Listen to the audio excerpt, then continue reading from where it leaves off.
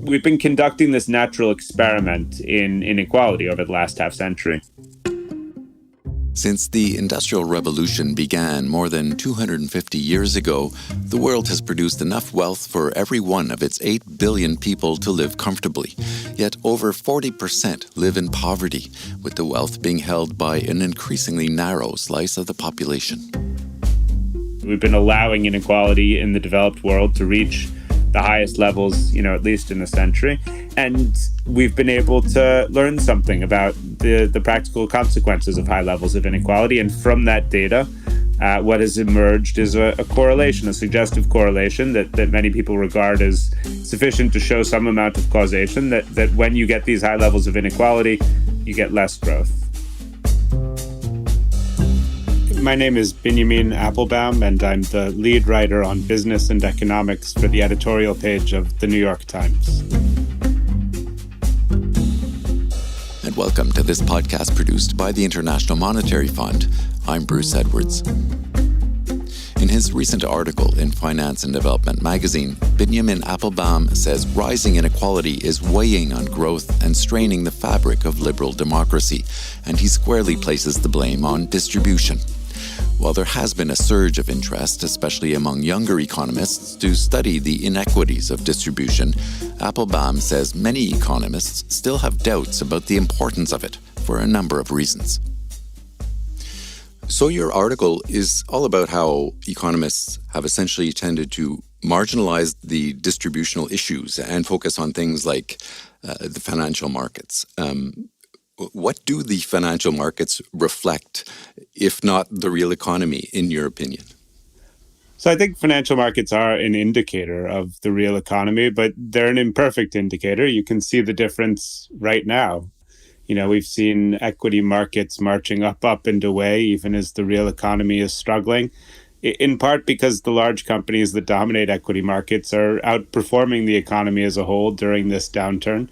And so there's a real disjoint between how well, say, Amazon is doing and how well the small businesses that are being replaced by Amazon are doing. So financial markets have a lot of useful information in them, but as with many things, you need to be aware of what the simplification is and of what it leaves out.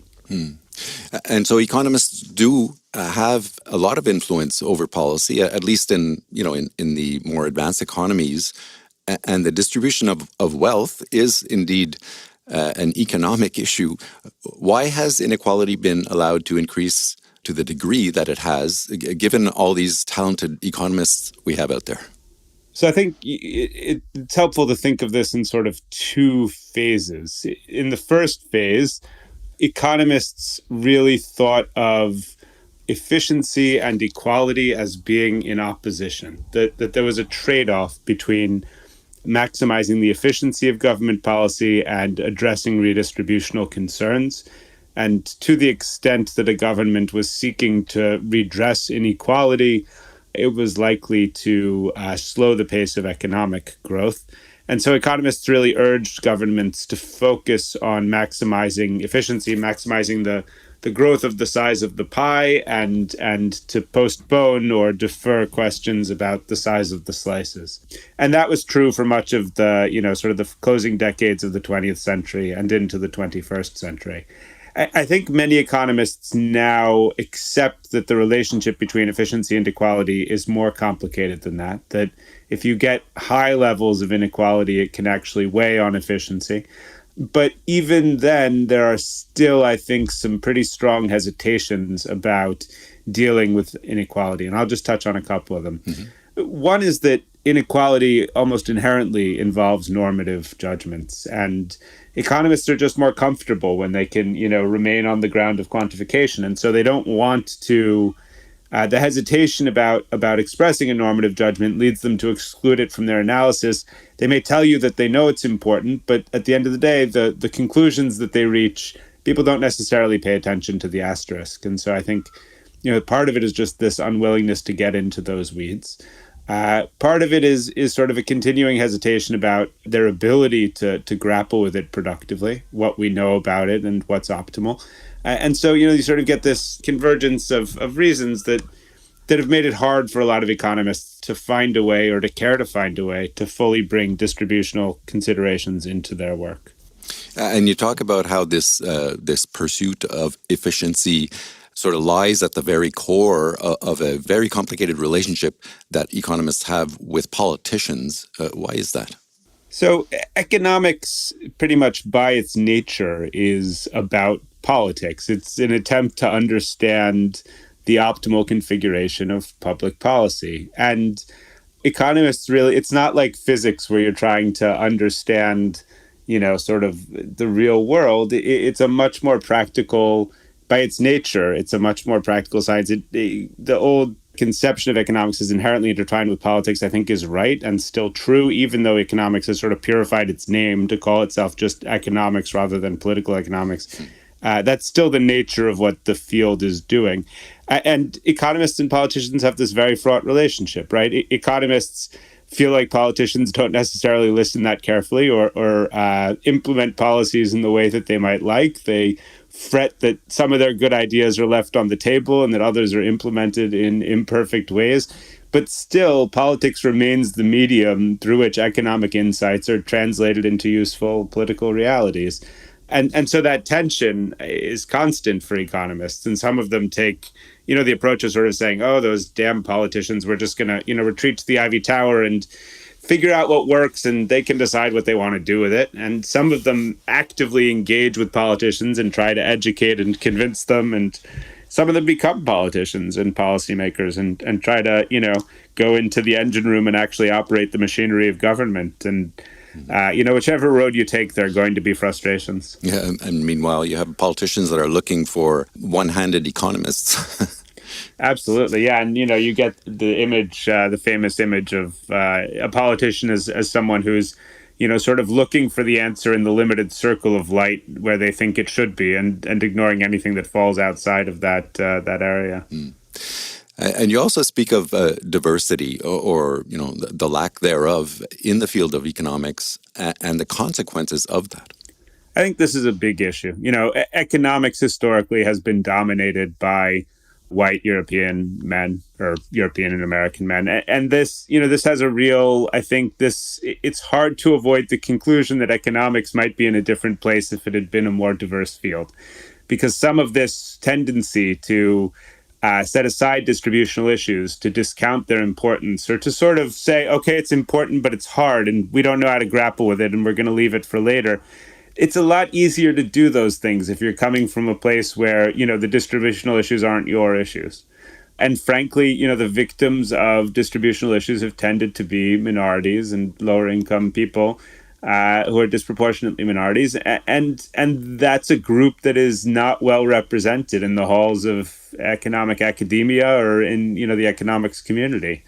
And so I think there's a connection between who is doing economics and what conclusions they're reaching, or what issues they're prioritizing, or just how hard they wrestle with, the questions that are harder to answer. So going back to this idea that, many economists have, that efficiency is the key to growth, and that addressing those issues that perpetuate inequality would come at the expense of growth. This idea is being challenged now, but there are still many economists out there who would argue it still stands true. How would you respond to that? Yeah, I mean, we talked a little bit about this a little earlier. It's clearly the case that used to be conventional wisdom. It used to be the case that, pretty much all mainstream economists thought what you just said, that there's a clear trade-off, that if you're going to try and address distributional issues, it's going to come at the expense of efficiency and of economic growth. And it's clear, as you say, that many still do believe that. I think there's a growing body of evidence, that the trade-off isn't constant, that at higher levels of inequality, you start to see inequality weighing on growth. And the mechanisms for that are still being explored and explicated, and they're interesting. And I don't think we have a complete understanding of the relationship, but, it is clear that, for example, if you've got high levels, if what you're trying to do is sustain consumption by allowing poor people to borrow from rich people, that something gets lost in the translation, that the model's showing that that's just an equivalent system to having everyone, receive an equal amount of income and then spending it are wrong to some meaningful degree, and that something is lost in the translation, that consumption suffers if you're attempting to sustain it on a borrowing basis. So this trickle-down concept, which essentially is what it is. I mean, if you help growth, which benefits the rich, well, eventually it will end up benefiting the less fortunate. I mean, it's proven not to work. There's a lot of literature out there that proves that it's not an efficient way of doing things in terms of the distribution. Why has it continued for so long, given the evidence that it doesn't really work? The alternatives are hard. One of the sort of the basic truths in policy is that in the absence of a good alternative, a bad system will tend to continue. And that's sort of the world we live in. It has been easy to articulate critiques of the status quo and harder to devise compelling alternatives. And there's a couple reasons. One is that the structure is stacked against the emergence of alternatives, right? The people who benefit from the current emphasis in policymaking tend also to be the people with the firmest grip on the levers of power.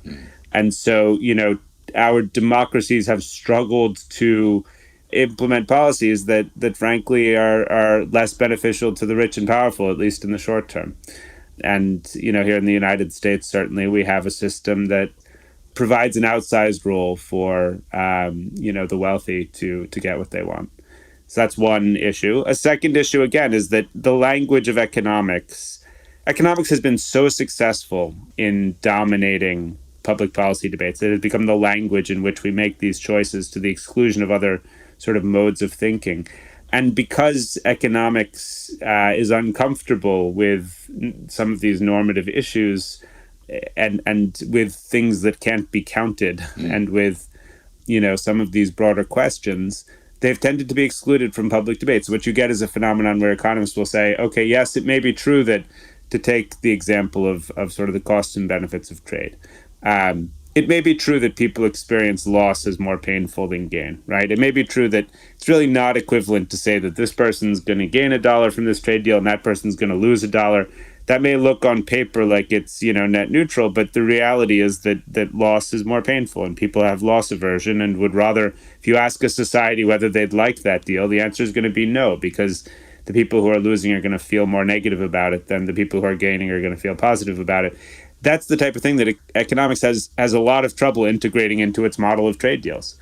And so the dominance of economics as a language for evaluating trade deals has made it hard for public policymakers to grapple with other modes of assessing policy decisions. So we talked earlier about how economists do, in fact, have quite a bit of influence in governments in the most advanced economies, but you end your article with an interesting fact about how little influence economists have, or at least how economists struggle to have influence in developing countries. Why is that? So I think it's a really interesting insight. It's from an economist named Gustav Ranis. And his point was that if you look around the world, economists are constantly frustrated by the degree to which their advice is not accepted.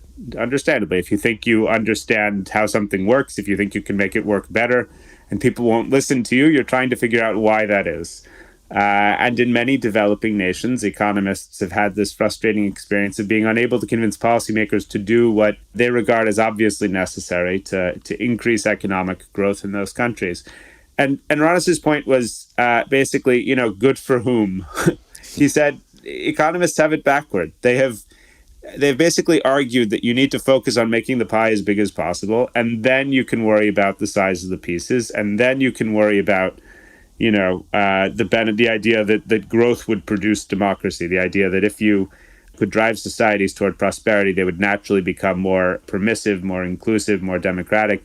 He said, that's fine as a theory, but you're never going to get people on board with it. People are not going to, sort of trust that if they do whatever you tell them to do, to drive up, growth, for example, accepting wage suppression, accepting limits on unions, accepting limits on cross-border financial, all this stuff, if you require people to do it and you defer the benefits, it's not a winning political argument. People need to agree that the policies are equitable. They need to agree that the policies are conducive to stability. There need to be benefits at the front end. You need to get those things right. And then you can come back to people and say, okay, now that we have a democratic society, now that we have a reasonably even distribution of opportunity, now we have a social consensus in favor of these policies. And I think it's a really powerful insight, because one of the things that we're experiencing today in the United States and in other developed countries is that basis is deteriorating. And that basis for sort of shared, for a sense of we the people, a sense of, sort of shared goals, shared challenges, is deteriorating as we, become increasingly bifurcated. And we've got rich people, and we've got poor people, and it's harder to agree about anything. And if you're an American economist, you might look at our political challenges and appreciate that a place like Brazil has been dealing with that for a long time. And that, one of the reasons that, I don't mean to pick on Brazil, but a country like Brazil has sometimes struggled to implement policies that economists regard as evidently beneficial, is because if you're Brazilian, you're looking at the landscape and saying, yeah, it's evidently beneficial for the, for the 1%. But we don't have an equitable society. We don't have democracy, and we're not going to embrace these policies. So I think that his point, when he made it, it seemed exotic to ears in the United States or in Europe. Today, I think, people might look around and it might make a little more sense to them. Binyamin Appelbaum, author and lead writer on business and economics for the editorial board of the New York Times. Thanks so much. Thank you. Look for Binyamin Appelbaum's recent article titled Distribution Matters in the December 2020 issue of Finance and Development magazine. Go to imf.org/FND to read it online, or download the Finance and Development app to read it on your mobile device. And look for other IMF podcasts wherever you get your podcasts. Please subscribe if you like what you're hearing. You can also follow us on Twitter @IMF_podcast. Thanks for listening.